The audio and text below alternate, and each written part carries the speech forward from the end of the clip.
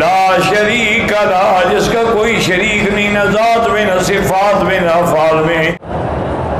وآتت کل واحدۃ منہن سکینہ۔ تو یہ میز اور کرسی اور ٹیبل پہ کھانا کھانا یہ تہذیب مصر ہے، یہ کوئی انگریزوں کی تہذیب نہیں ہے، یہ تو جاہل قوم ہے، کوئی جد قوم ہے انگریز جو ہے۔ ان کا یہ تو اب بھی برگر پکڑ کے سمولی پکڑ کے چلتے چلتے کھاتے رہتے ہیں، یہ کوئی قوم تھوڑی ہے، نہ ان کی کوئی تہذیب ہے۔ کھاتے بھی کھڑے ہو کے، پیشاب بھی کھڑے ہو کے کرتے۔ یہ تو محض ہماری قومیں جو ہیں مسلمان ان سے مرعوب ہو گئے ہیں، ورنہ جس زمانے میں مصر، جس زمانے میں تہذیب مصر، تہذیب یونان، تہذیب روم جو ہے اپنے اعلیٰ مقامات پہ تھی، یہ تو اس وقت ان بیچاروں کو تو غسل کرنے کا طریقہ بھی نہیں آتا تھا کہ غسل کیا ہوتا ہے۔ حالانکہ اس دور میں بغداد میں اور عراق کی سرزمین میں بڑے بڑے حمام ہوتے تھے، اور وہ حمام جو ہیں وہ ایک ضرب المثل تھے کہ ان کے اندر کیسے انتظام تھے کہ ان آدمی کو سٹیم سے بھی دھلایا جاتا تھا، پانی کے فوار مار کے بھی، اور اس کے بعد مساج بھی کیے جاتے تھے۔ یہ تو کچھ بھی نہیں جانتے تھے، ان کو کیا پتہ میز کرسی کا؟ چونکہ ہم نے ان سے سیکھا ہے لہذا ہم یہ سمجھتے ہیں کہ یہ انگریز کی تہذیب، اس کی تہذیب کوئی نہیں، یہ تو مصر کی تہذیب ہے، اور وہ بھی کافر تھے جن کی یہ تہذیب تھی، یہ بھی کافر ہیں۔ مسلمانوں کی تہذیب میں تو یہ بات ہے ہی نہیں۔ سب سے افضل، سب سے اجمل، سب سے اکمل امام الانبیاء سید الاولین والآخرین سیدنا محمد مصطفیٰ، آپ کی تو تہذیب یہ ہے کہ نیچے بیٹھ کے کھانا کھاتے تھے، زمین پہ بیٹھ جاتے، اسی پہ سفرہ بچھا دیا جاتا، اور کبھی حضور نے ایسے مربع بیٹھ کے نہیں کھایا بلکہ اکڑوں ہو کے بیٹھ کے کھاتے تھے تاکہ اللہ کی نعمتوں کا شکر ادا ہو سکے۔ اور سب غریب، امیر، صحابہ، اصحاب سب کٹھے بیٹھ کے کھاتے تھے۔ ایک ہی پیالے میں پانی ہوتا تھا، ترتیب سے دائیں طرف سے شروع کرتے سب کو پلاتے تھے، وہی ایک ہی پیالے میں سب پیتے تھے۔ یہ تو آپ کہتے ہیں نا جی کہ بھئی گلاس جو ہیں وہ ڈسپوزیبل ہوں، بیماری لگ جاتی ہے، ہر چیز ڈسپوزیبل ہو، سرنج بھی ڈسپوزیبل ہو، اور جناب جتنی چیزیں ہیں ٹیشو بھی ڈسپوزیبل، صاف کیا منہ اور پھینک دیا، ایک ہی تولیے یا ایک ہی ٹاول یا ایک ہی رومال کو بار بار استعمال نہ کریں۔ ابھی پتہ نہیں شاید اسی لیے ان کے نزدیک عورت بھی ڈسپوزیبل چیز ہے، ایک رات استعمال کی پھینک دیا، رات گئی بات گئی۔ یہ جو ہے نا جی یہ پرانی تہذیب ہے اور کافروں کی تہذیب ہے، مسلمان کا اس تہذیب سے کوئی تعلق نہیں۔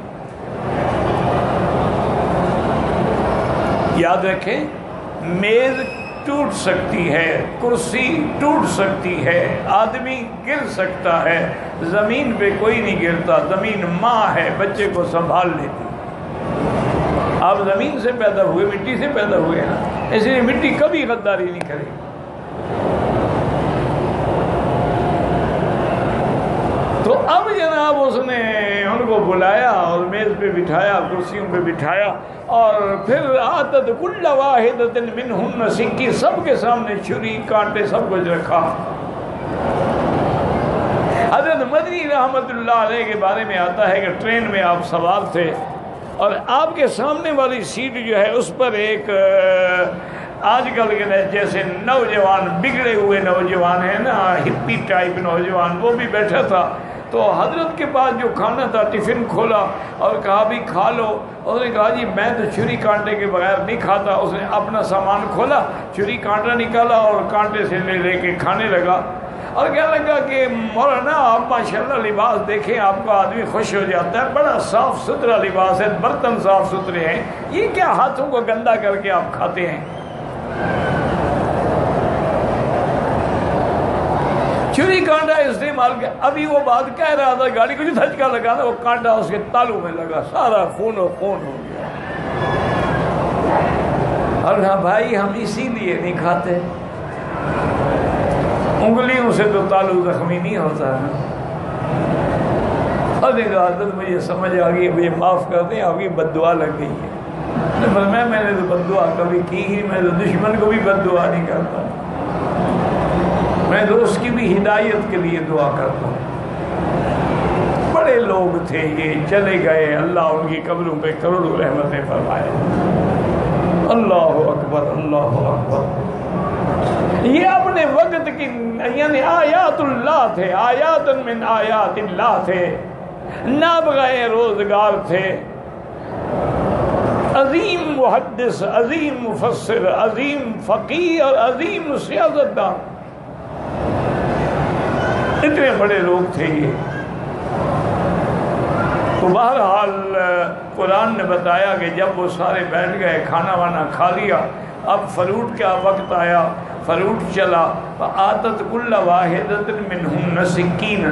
اچھا, بعض علماء نے اس سے ایک اور استدلال بھی کیا ہے جس پہ سیلس اب آ رہی ہے. ہم تو کہتے ہیں بھی فروٹ کھانا وانا کھا لو بعد میں وہ کہتے ہیں نہیں, فروٹ پہلے کھانا چاہیے, کھانے کے بعد نہیں. تو معلوم ہوتا ہے کہ عزیز مصر نے بھی پہلے فروٹ پیش کیا. اچھا, ہمارے یہاں ایک بری رسم بھی ہے کہ کھانا وانا کھانے کے بعد ہم میٹھا شیٹھا ہو نا جی, کو حلوہ شلوہ بنا ہوا ہو ماشاءاللہ, تو بعد میں کھاتے ہیں. حالانکہ سنت یہ ہے میرے مدنی پاک کی کہ کھانے سے پہلے میٹھی چیز کھاؤ. اس لیے آپ عرب میں جائیں نا, جتنے علماء ہیں, مشائخ ہیں, بڑے بڑے لوگ ہیں, پہلے جب سفرہ لگے گا سب سے پہلے کھجور آئے گی. میٹھا چیز کھانے سے خدا کی قدرت ہے کہ معدے کے اندر ایک اشتہا پیدا ہوتی ہے کھانا کھانے کی. ہمارا تو خیر ہر کام الٹا ہے نا جی. اللہ ہدایت دے دے تو وما ذالک علی اللہ بعزیز. وہ ہمارے بزرگ تھے, عالم بھی تھے, بہت بڑے عالم تھے, حضرت عبدالستار توسوی رحمۃ اللہ علیہ, بہت بڑے مناظر تھے شیعہ کے خلاف. میرے ساتھ بڑی محبت کرتے تھے. یہ ریو اپنی اولاد سے محبت ہوتی ہے تو مجھے کہا کرتے تھے اکثر کہ مولوی مکی, صحابہ نے پتھر کھا کے بھی حق پہنچایا, ہم نے حلوہ کھا کے بھی حق نہیں سنایا.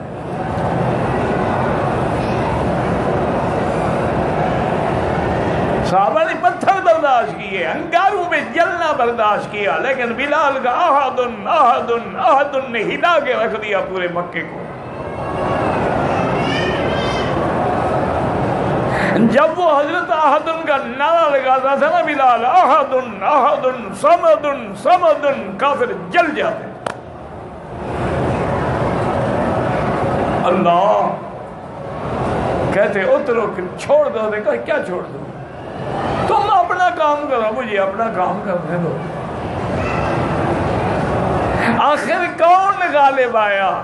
وہ عہد کے ماننے والا غالب آیا. قریش کی طاقتیں ختم ہو گئی, قوتیں ختم ہو گئی, حتیٰ کہ مکہ فتح ہو گیا. حضور نے فرمایا این بلال, بلال کہاں ہو؟ بلال حاضر. فرمایا آج کعبے کی چھت پہ چڑھ جاؤ اور اذان کہو. دو کام ہو جائیں. ایک تو حضور نے غلاموں کو اونچا کر دیا کہ کوئی مسلمانوں پہ الزام نہ لگائے غلامی کا, کوئی اسلام کو بدنام نہ کرے کہ ان کے ہاں غلام ہیں, کنیزیں ہیں. آج دیکھو ہم نے غلام کو اونچا کر دیا ہے. اور دوسرا حضور نے یہ بھی فیصلہ کر دیا کہ کوئی الزام نہ لگائے گورے کالے کا. بلال کالا ہے لیکن کعبے کے اوپر کھڑا ہے.